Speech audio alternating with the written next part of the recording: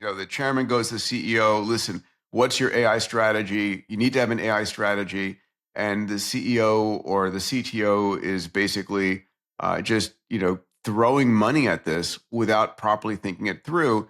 And it's the impedance mismatch between an established large company that's doing everything the way they've always done it for 10 or 20 years, trying to, force AI into the mix.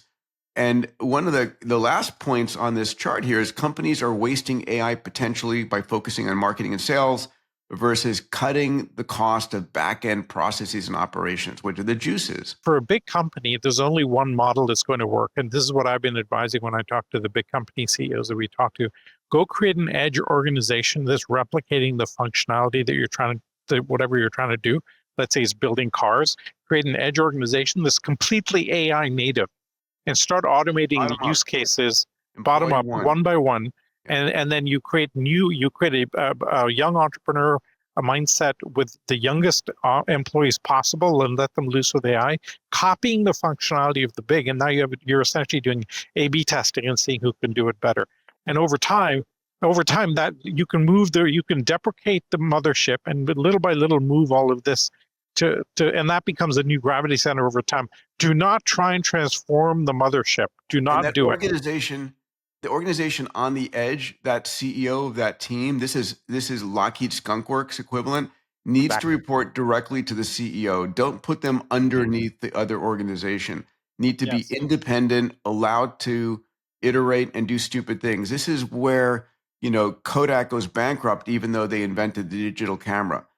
Yeah. Well, we have solved this problem, folks. So anybody struggling with this, just call us. There's a 10-week engagement that we run. In a big company, the default answer, if you try anything disruptive, is no. Everybody comes very French and they go, pas possible, can't do it, da, da, da, da, da. We have learned in 10 weeks how to switch that default answer to a yes.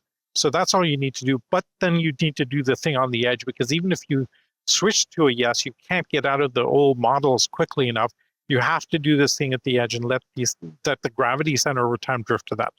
I'll get off my soapbox. Totally. There's a lot of energy. The other thing, get your corporate venture fund back up and running. A lot of them, like Intel Ventures, got shut down just trying to save money. You saw that prior slide. Google owns 14% of Anthropic. So that's a $14 billion position by itself.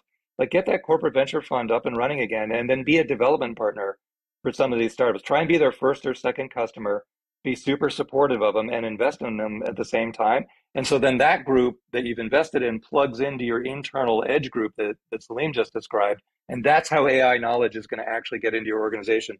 Because the reason these corporate things are failing is not because the AI is failing. It's because you're just throwing it into a group of people that have no idea even how to start using it. And they kind of don't want it to take their job away. So they don't have a huge incentive in trying to make it work.